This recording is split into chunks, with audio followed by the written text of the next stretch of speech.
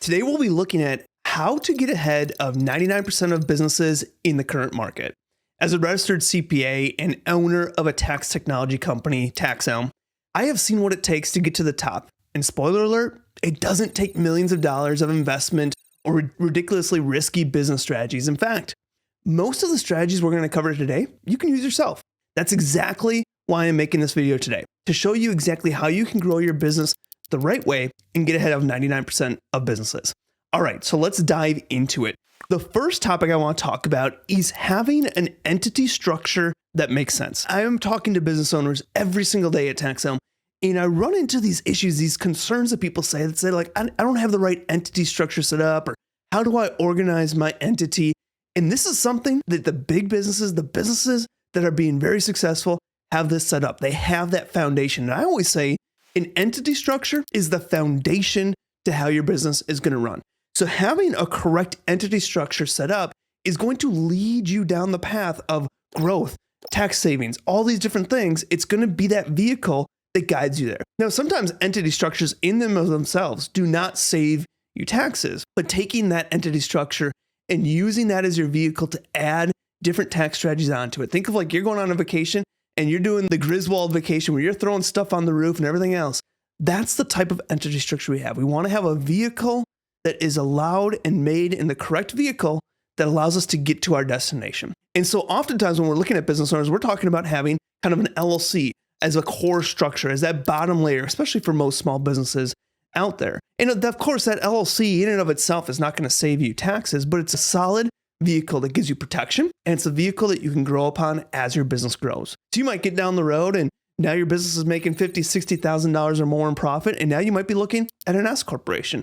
So we're taking that vehicle and we're just putting a new paint on it. And we're saying, okay, we're going to elect for that LLC to be taxed as an S corporation to help minimize the amount we pay in self-employment taxes. But we couldn't even go down that route if we didn't have that LLC set up. So having that right entity structure is something that most small businesses that you see that are successful have that foundation set. Now, if you're an owner of multiple entities, we want to make sure we have structures for all of those entities and a structure that makes sense. And so often that we see is that if you are an owner of multiple businesses, we'll have a core company at the top. Might be a holding company or your core company. That's an S corporation that you own 100% of. And then underneath it, you might have LLCs for different entities that you're active in. You might have DBAs if it's an entity that doesn't need a separate protection or anything like that. But everything that you have that you're actively participating in the management of that business is going to be owned 100% by that core company you have. Even if we see partners where you're in a partnership with somebody, we might have that partnership entity structure, but the ownership in that partner structure is again going to be that main management company, that S corp, that top company that flows through to you. So having an entity structure is going to set you up. It's going to get you ahead of 99% of the businesses. Having an entity structure that makes sense is going to be that foundation for your vehicle. Another piece that we talk about when we talk about entity structures is if you're in an active business versus a passive business. So if you're running a consulting business, but now you're also in real estate, we need to have the right structure set up there. We don't want to commingle an active and a passive business. So we want to make sure we have that entity structure set up. Take the time to review your entity structure to make sure that that foundation that you're building your business on is a solid foundation. Because guess what? Your business is going to grow. You're going to get to places that you could never even imagine. And you're going to be part of that 1% of business owners. But you want to make sure that your foundation is set. And that's a key thing. Now, since we can only cover, these specific deductions in a small amount of detail here, I don't want to leave you this video and have you fall into a content trap where you become so wrapped up in generalized advice that you never take action, especially with year end around the corner. It's really important that you don't lose out to the IRS. So to you right now, I've created a free document with every single tax deduction that you can use for your business completely for free. You no longer need to ask if this strategy applies to you because we outline everything you need to know in this 20+ page document. To get access, click the link below and start saving thousands of dollars right away today. Okay, let's talk about the second item that gets you ahead of 99% of business owners. And this is having a cloud-based bookkeeping system. I can't stress this enough. Bookkeeping is that next piece. So we have that entity, that's the foundation. Bookkeeping, that's the backbone. That's the structure that keeps you in place. So if we're looking at that car example, this is going to be that outer case of that car. The bookkeeping is the backbone to your business. It helps you not only with tax preparation and make sure you get all that, but it helps you grow your business. So I always recommend having a cloud-based bookkeeping system. One of the softwares we recommend out there is called XERO. There's QuickBooks Online. There's all different things. But get on a cloud-based bookkeeping system, but don't just stop there. Because so many business owners fall on this trap. They get into a bookkeeping system and it becomes a mess. They don't touch it. It becomes a mess. Bank feeds get out of whack. Everything gets in a mess. And now that bookkeeping system is useless to them. So it's important to have a cloud-based bookkeeping system, but then it's important to set it up correctly and management. Keep it up to date. I say at a very minimum, you should be updating your books every single month. Some people do it weekly. Some people do it daily. They jump in, update those few different things. It makes that task really easy where they can spend 5 minutes a day instead of having to do a couple hours every month. Whatever it might be, get a cloud-based bookkeeping system set up, something that you can continuously update. And then once you have a solid system set up, you're doing it correctly, doing your bookkeeping correctly, utilize the data. The data that you can get from a solid set of financial statements, an income statement, a balance sheet. The data you can get from that can help your business in so many ways. Not only does it help you with tax planning and understanding kind of where are you at from a planning aspect, where do you need to implement strategies, what does that look like? But it also helps your business grow. You can see how things are progressing. You can see if you're spending money in areas that you shouldn't be. You can see these things pop out at you when you start to analyze your financials. So it's important to have that cloud-based bookkeeping system. That's one piece. But then make sure it's being done correctly. That's the second piece, because a cloud-based bookkeeping system that is not being done correctly gives you no value. So get it set up, do it correctly, and then keep it up to date. I say at least a bare minimum, do it monthly, but then utilize that data. Take the data from it, analyze it. If you put a marketing campaign in January, where did that happen in February and March? Did sales go up? Did sales go down? Look into some of your expense accounts. I did an analysis once on a few clients. I took a handful of clients and said, we're going to deep dive into your software expenses. And we deep dived into their software expenses. And you know what? Each one of those clients picked up 5 or 6 subscriptions that they weren't even utilizing anymore. They were paying for it now. It might have been $20 here, $30 there. One was $150 a month. Some were $600 a month. But they're finding these systems. They're like, we don't even utilize that system anymore. But they're still paying for it because it's on auto recurring. It's on a credit card. They don't ever think to look through those types of things. But once we start to take that data that we're getting from our financial statements and dig a little bit deep, pull back the layers, we can start to see so many savings just from a cost-cutting opportunity. And not only the fact that we can utilize that data for a tax prep filing, we can make sure we get that tax return filed, we can also utilize that to help grow our business. The third item that I see small business owners get ahead of 99% of the businesses, the 1%, what are they doing? They have a tax planning mindset. So many business owners out there, mostly every business owner I talk to every day, they come from this initial mindset of taxes means I see my accountant once a year. I file my tax return. I give the IRS this information. That's tax filing. Tax planning is completely different. Tax planning happens way before we even look at tax filing. So the most successful small business owners that I talk to have a tax planning mindset. So what does that mean? They're looking for tax strategies. They're looking for ways on how they can lower their tax liability. Tax planning is this concept of the government gives a lot of incentives. The government wants things done. What does the government want? They want a healthy, growing economy. They want affordable housing. They want things to work, but they can't do it themselves. They need us as citizens to help make some of those things happen. And so the government loves small business owners. Why? Because they're growing the economy. They're hiring people. They're hiring people within the country. They're growing the economy. They're helping the United States out. And so what does the government do to promote people to become business owners, to promote that economy growth, to promote that hiring of employees? They offer incentives. They offer incentives to business owners. And that's why being a business owner gives you incredible ability to save on taxes. But in order to know those incentives, the government doesn't just automatically implement them. The government doesn't put it on billboards and plaster it around and say, hey, everyone take advantage of this. They don't do it for you. You need to learn these incentives. You need to learn these incentives, and then you need to implement these incentives. And that's what tax planning is. Tax planning is understanding what incentives are out there from the government that the government gives me. The government wants me to take. What incentives are out there, and actually taking those incentives and then implementing them within your business. And that's what the 1%, the most successful business owners do, is they have a tax planning mindset.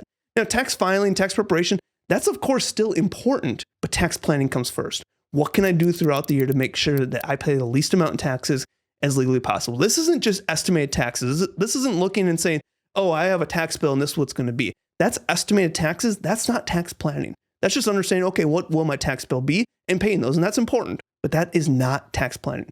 Tax planning is learning the government incentives, understanding the incentives that the government gives you as a business owner, as a rental property owner, understanding those and then implementing them. And that implementing piece is so key because I see so many people that learn tax strategies. They know all these tax strategies out there, but they don't do anything with it. They don't implement them. They don't put them into practice. And you don't save anything by just knowing tax strategies. Where you see the savings is when you do that final implementation. So make it a point to change your mindset. When you hear taxes, I want you to hear tax planning first.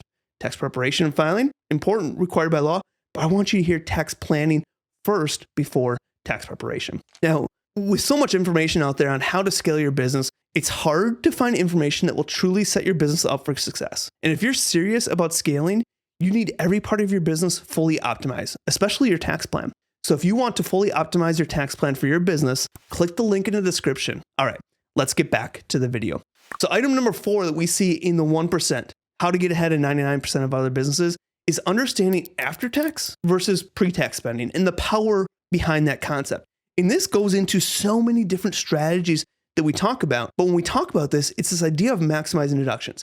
How do I take spending that I'm already going to do, that I'm going to do no matter what? But how do I find a business purpose to that spending, get a business deduction for it, and move it from after-tax spending into pre-tax spending? And just a quick example of what after-tax versus pre-tax is. As a W-2 worker, you have your gross wages and you have all these taxes taken out, and then you get a take-home check. That take-home check is where you go buy groceries, send your kids off to football camps and all these different things. But every spending that you do with that take-home money from a W-2 paycheck is considered after-tax spending. That money's already been taxed, and you have whatever is left over after tax spending. As a business owner, we have our sales or our revenue, and then we have all these expenses that go into it, and then we come down to our profit. And our profit is what we get taxed on. So any spending that we do within our business is considered pre-tax spending. And so this concept should be, how do I move after-tax spending into pre-tax spending? And this is a super powerful strategy and concept to understand because it leads down the road to so many different other strategies. Let's look at hiring our kids as an example. We're going to send our kids to basketball camps. We're going to send them to amusement parks with friends. We're going to do all these things. But typical business owner is going to do all that with after-tax dollars. What do the 1% do? What do the 1% of the most successful business owners do? They hire their kids in their business. They find things that their kid can do within their business and they pay them for it. They pay them a reasonable rate for the work that they're doing. They get a business deduction. Their kids likely pay no income tax on that money. And then their kids, they use that money to go to that basketball camp, to go to that amusement park with friends. Think about that shift from after-tax spending into pre-tax spending. That's just one example. We might look at the home office deduction.